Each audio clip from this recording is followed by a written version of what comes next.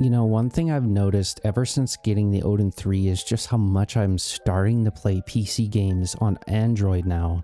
Game Native has become my go-to for stuff like this, and the results are incredible. To be able to take full PC games and just play them on the go, that's something that I would have never thought possible. But you know, the more that I dive into Game Native and the more I try to get it working on hardware that isn't top of the line, it's got me wondering, you know, there's tons of settings in here. So I spent the last couple weeks delving into every single possible option in the settings to figure out how to optimize these to get every last FPS out of these handhelds. This is my ultimate guide to getting Game Native and PC games working on your Android handhelds at the best possible FPS. So if you've just joined us in this hobby or you got some questions, hopefully this help clears it up a little bit. So let's just hop right in.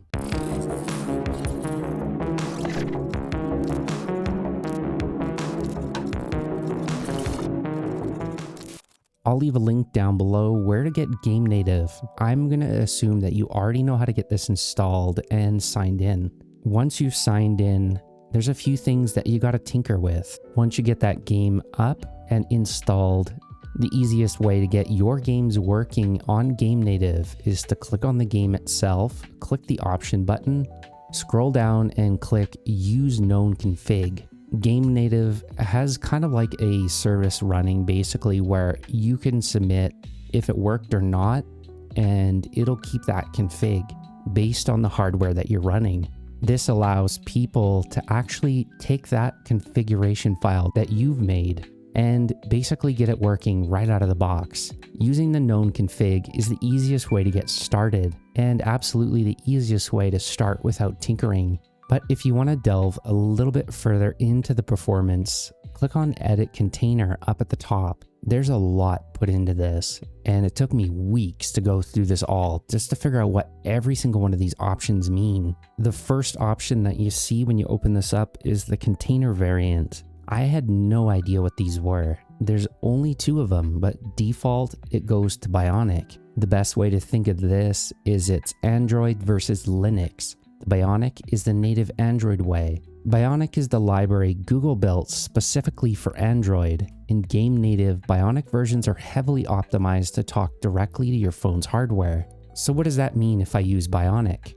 That generally means much faster FPS. Because it uses Android native calls, it has less overhead. You often see much higher FPS and lower CPU and GPU temperatures. If you're using Bionic, it also means that you get better integration with turnip drivers or Adrenotools. This is why using Bionic is often my go-to. It's smaller, it's more lightweight. There is only one catch with using Bionic, and that's compatibility. Now, just a warning, I actually switched something to Glibc and I lost my Steam save. I lost 55 hours on Megabonk. Don't judge me, I was having a lot of fun. Now what this means though is if you have a new game and you want better compatibility, but you have a lot of performance overhead, Glibc is basically the standard Linux way. Glibc is the standard library used by all desktop Linux distributions like Ubuntu. Since most PC games and wrappers like Wine or Box64 were originally written for Glibc, they feel more at home here.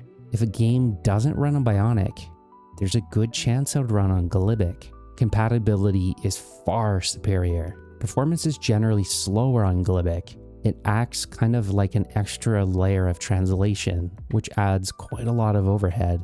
However, one thing to think about in this way is Glibc is basically what you want to use for Mali GPUs, MediaTek, or Samsung phones. This is your last case scenario for something that won't run on Bionic. The next thing we have to go through is the Wine version. There's only 3 options that we have here. Proton 9 ARM64 EC, Proton 9 x86 64, and the newest Proton 10 ARM64 EC2. So let's go through these one at a time. What is this top option, Proton 9? ARM64 EC means emulation compatible. This allows system libraries like DirectX and Input to run natively on ARM code, while only the game part is emulated. Proton 9 ARM64EC is essentially the hybrid performer. This is going to be best for Snapdragon devices. It's the sweet spot for performance for most AAA games. You're going to get significantly higher FPS, lower CPU temperatures than the x86_64 option. This second option, the x86 one, is basically the traditional way of running PC games on Android. It uses Box64 to translate every single instruction from a game into something that your phone can understand. This is full software emulation. Everything passes through the translator. This is the best for compatibility. It's the most stable, but as you've probably guessed, it has the most overhead. It's reliable, but it usually has the lowest FPS out of all three of these because the CPU has to work harder to translate everything. What about this last option, Proton 10 ARM64 EC2? Well, this is exactly what you guessed it is. It's the latest version. It's the bleeding edge. It's the second generation optimization of the hybrid architecture. It uses the latest fixes from Proton 10 for better Windows focus, better controller support, and specific game hacks, combined with a more aggressive ARM native translation layer. If you're using something like the Snapdragon 8 Elite like I'm using, this is what you want to select. Performance can be blazing fast, but it's still obviously experimental. Honestly, running PC games on ARM is pretty experimental to begin with. In other words, it can be a little less stable than Proton 9 for certain older games, but for something like the Snapdragon 8 Elite or modern Snapdragon chips, Proton 10 ARM64 EC2 is what you want to select. And this is what I use too. Scrolling down the screen a little bit, the next option we get to is the screen size. This one's pretty straightforward. The way I see it is for the Snapdragon 8 Gen 2 or anything newer like the Snapdragon 8 Elite, just select your native screen resolution. However, if you're using something like the Snapdragon 865 found in the Magni Pocket Max, then drop that down to 720p, even though the panel is 1080. Scrolling down a little bit more, you're going to see an option called Legacy DRM. If you open up a game and you see a black screen or it immediately closes, or if you get a Steam API error, this is the toggle that's supposed to fix it. It's specifically for older DRM like Steam versions, Secure ROM, Safe Disk. It's not meant to bypass de novo. That's why I usually leave it disabled. So that's pretty much all the things that you really need to look at in the general category. Let's go over to graphics. There's a lot of stuff in this one. When we're talking about the graphics driver wrappers in 2026, you're essentially choosing the translator for the GPU. So the wine version was CPU. You're going to notice there's 3 of them. The wrapper V1 is the original stable rendering layer. This is reliable, but it uses a much older code base. Wrapper V2 is way more efficient. This is what you want to select for heavy 3D games because you're going to get a 15 to 20% FPS boost. My tip is always to use version 2 unless you're having issues, then go back to V1. So what about the other 2 options? The Legao option is for Mali GPUs. PC games use certain texture formats.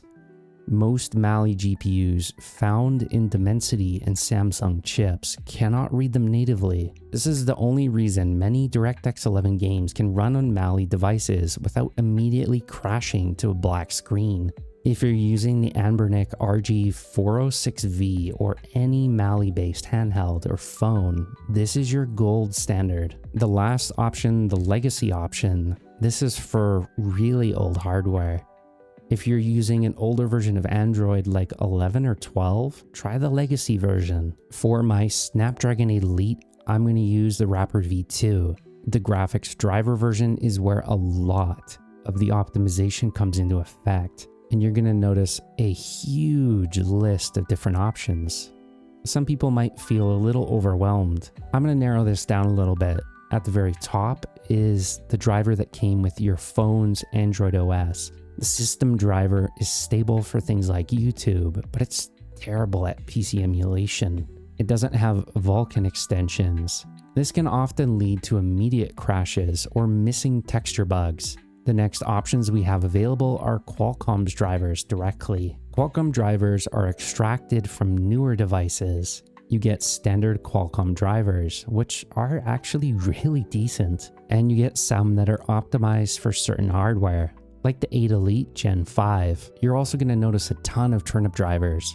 These are open source drivers built by the community specifically to run PC and other high-end emulation. They support the newest Vulkan standards, and in certain cases, they can provide 2 to 3 times the performance that the system drivers can. My absolute favorites definitely have to be these Mr. Purple drivers. The T26 specifically is absolutely incredible on the Snapdragon 8 Elite.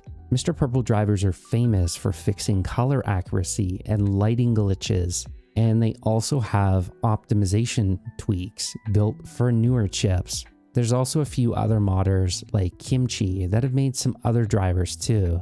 There's another option right under the drivers called the DX wrapper. This is a translator for your game's graphics, since Android GPUs don't speak the same language as PC graphics cards. This tool specifically translates those games' instructions, that being DirectX, into the language that your phone understands, either Vulkan or OpenGL. 4 different options here, and I'll sum this up pretty quickly. DXVK is the performance king.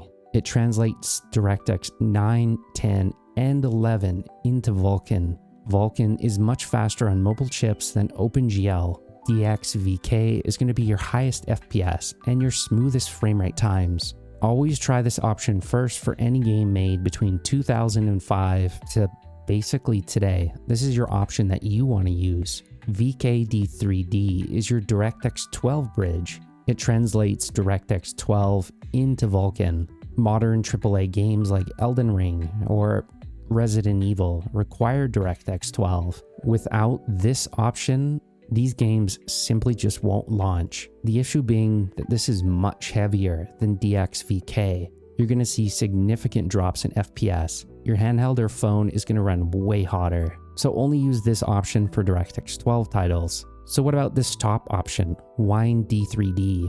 This is your old school method. It translates DirectX into OpenGL instead of Vulkan. Some really old games like Dungeon Siege maybe, or some games with weird engines don't play nice with Vulkan. It's generally much slower than DXVK, but I would only really use this as a last resort. Think 90s or early 2000s games. And the last option, CNC D-Draw. This is a specialized wrapper for direct draw. So really old games, very old 2D games. Think Command & Conquer, the original Age of Empires. For 90% of games that you can run on devices like your phone or even the Odin 3 here, I've just stuck to using DXVK. There's also a couple different versions you can choose from on the list, and it can be a little overwhelming. The ones that are mentioned as Sarek, these are the best for Mali GPUs, Dimensity, Samsung phones, and older Snapdragons. With my Magni Pocket Max, that's what I had to use, was this 1.11.1. 1.11.1, what a mouthful. Anything newer like 2.6, 2.7, these are all for your modern chips. That's your Snapdragon 8 Gen 2, the Gen 3, and the 8 Elite. You're going to see a few different other things on the ends of these, specifically async. This forces your phone to skip frames if the shader isn't ready. These async basically smooth out your gameplay. This GPL is also another feature, and this is used to compile shaders in the background properly. This means no stutter, but this only works for Snapdragon chips. For something like the Snapdragon 8 Elite, I'm essentially just defaulting to the newest. There's also another option on this list called the max device memory. This is how much the emulator is allowed to use, not VRAM, but RAM just specifically for the emulator. To keep your device responsive and functional, set the max device memory to 1/4 of what you have available. If you have 8 gigs, set it to 2.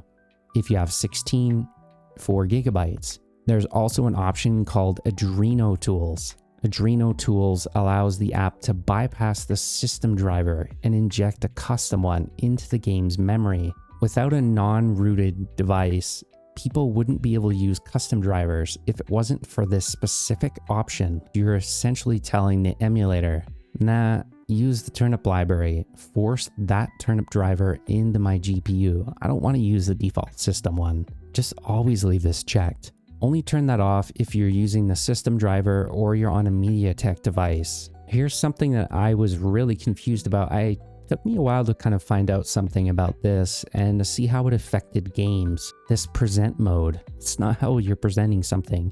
It's basically your VSync. Setting this to never is basically like turning VSync off. That means the moment that your GPU finishes a frame, it's just thrown on the screen. YouTubers will probably use this to see how many FPS you can push, regardless of visual glitches. FIFO is another interesting one. It stands for first in, first out. This is your standard VSync option. It's good for battery life because it prevents your GPU from working harder than it needs by capping the frame rate to your screen. Mailbox is the gold standard. On PC, this would be called triple buffering. It doesn't cap your FPS, but it only shows the most recent completed frame when your screen refreshes. Mailbox is the best option for high-end handhelds like the Odin 3 or my Snapdragon 8 Elite Gen 5 phone. And the last option that I want to talk about is this relaxed one. Essentially, this is like a hybrid mode. As long as your FPS is above 60, this option turns on VSync. But if you drop below 60, it turns off VSync to prevent stuttering. If you notice stuttering during heavy scenes, it's not a bad option. For my Odin 3, I'm going to use the Mailbox one. What about the memory resource type? It's another really weird option. We got auto, DMA buff, AHB, and opaque. AHB is a hardware buffer. This is the option that you want to use for Snapdragon chips. It's going to give you the lowest input lag, the best frame pacing, and it's the most efficient on memory. DMA buff is your compatibility slider if you have flickering in your game or disappearing textures on the AHB setting. Switching this to DMA buff is often the best way to go. Again, if you have a MediaTek or Samsung phone, this is the one you want to use. That last option, opaque, is kind of like a safe mode. It's your last case scenario if both of the other options fail to launch the game. What if you don't want to touch this? Just leave it to auto. It usually does a good job of checking your GPU and your drivers. By default, it's going to usually go to AHB. On a Mali device, it's going to use DMA buff. Best way to remember this, AHB, Snapdragon, highest performance, good stability. DMA buff, Mali chips, good performance, great stability. Opaque is for older or budget chips. It has the lowest performance, but maximum stability. What's BCN emulation? BCN stands for block compression. These are standard texture compression formats used by every single game. Setting this to none is best for Snapdragon chips, because turnip drivers have built-in support for most BCN formats. Partial checks your GPU support, and it emulates the ones it's missing. It's a good middle ground. Full is something that you're going to need for Mali GPUs, and auto checks your GPU ID. If it sees Adreno, it sets it to none. If it sees it to Mali, it sets it to full or partial. Because my Odin 3 uses a Snapdragon chip, I'm going to set this to none. And the option right underneath it basically tells the device how to handle that. Compute is using the GPU's compute units to do most of the work. It's much faster and it's way more modern. Software is the standard pixel shaders.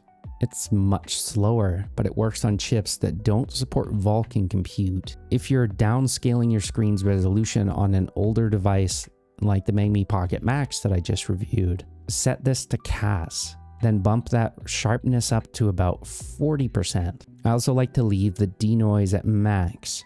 The last option on the graphics menu is DRI13. It's the direct rendering infrastructure. The only reason you would turn this off is if you're using an older chip or if you're using system drivers. But for everybody else, to get the best performance and to avoid screen tearing. Leave this on. So let's head over to the emulation tab. There's two different things going on here. Box64 and FEXCore. Box64 is your reliable standard. FEXCore is your speed demon. On a newer chip, always select FEXCore. On an older chip, Box64 isn't a bad way to go. You're also going to see a few different compatibility sliders at the bottom. Think about it like this. Always start on faster presets. You want every single FPS you can get. Generally where I start is performance. If it doesn't boot, bump it up 1. If it doesn't boot again, or if you're having issues, bump it up again. If it's slow, but it works really well, just bump it down 1. There are other options on this menu like Unity and Denuvo. Unity is tuned for the Unity engine, specifically for things like Subnautica. It handles the way Unity constantly creates and destroys small pieces of code. Unity Mono is for older or indie Unity games. Probably not something that you're going to use. And this one on the end, Denuvo, it's exactly what you think it is. It's meant to handle games with aggressive DRM. Denuvo was a nightmare for emulators because it's constantly checking to see if the hardware is a real PC. This fools Denuvo into thinking that it's running on a genuine Intel or AMD processor, essentially a Hail Mary setting for titles like Hogwarts or modern Resident Evil games. So what do you select? Like I said, I always start on performance. On something like the Snapdragon 8 Elite, I like to start to immediate. If your game is crashing, use stability and Box64. If it's too slow, use FEXCore and set that preset to performance. If it's a 2D indie game, use Box64 with Unity. If you're stuck on a loading screen on a modern game, use FEXCore with Denuvo. A good baseline, what I kind of start with is FEXCore and then just set both to intermediate. Now we can scroll down a little bit more onto the wine page. There's some interesting options over here. You can select your GPU name, so if the game requires a certain GPU, this is a good way to trick it into passing through. You also see things like the off-screen rendering mode. FBO is frame buffer object. This is the modern high-speed option. Always select this 99% of the time.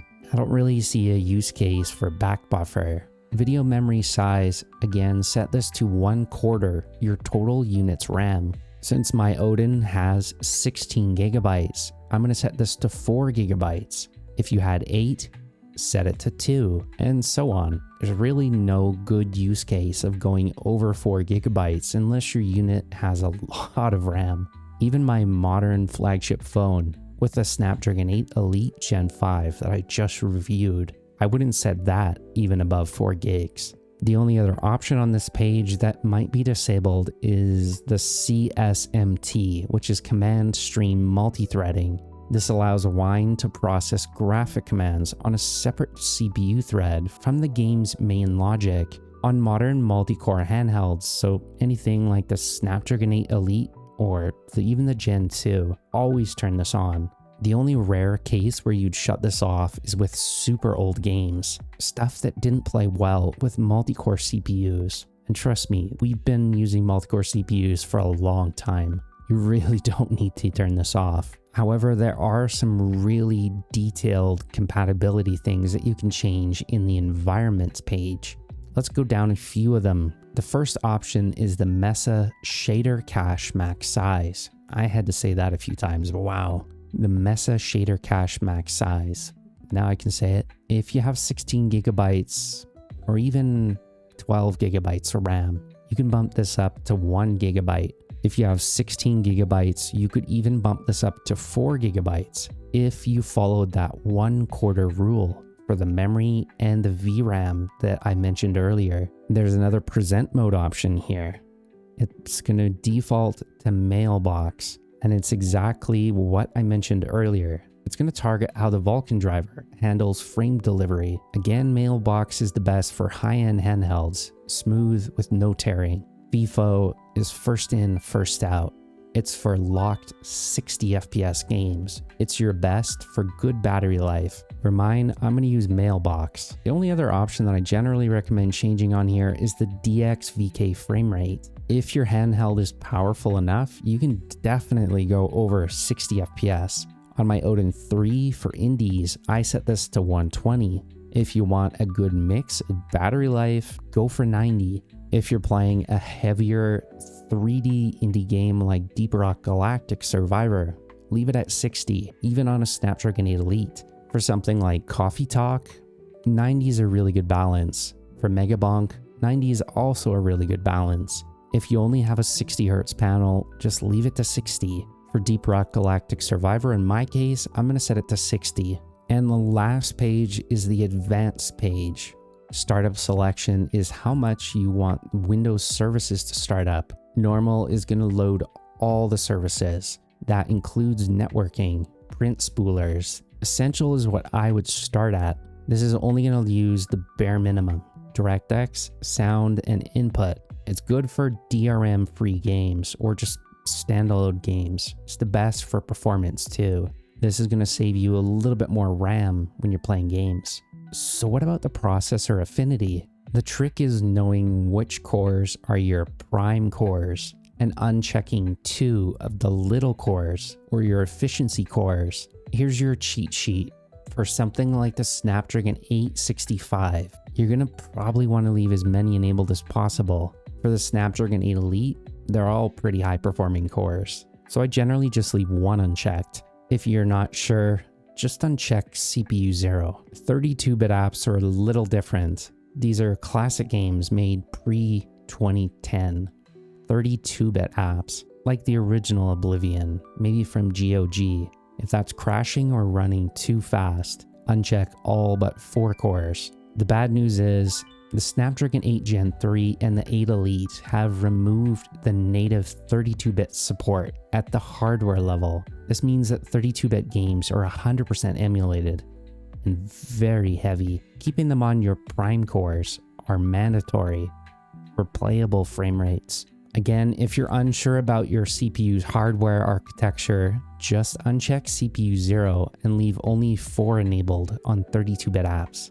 That was a lot of information, and I am definitely losing my voice from talking too much. Hopefully that helps you guys get PC gaming on your Android handhelds just a little bit more stable. I don't know, ever since I've gotten the Odin 3, I've just been blown away with what you can play on these.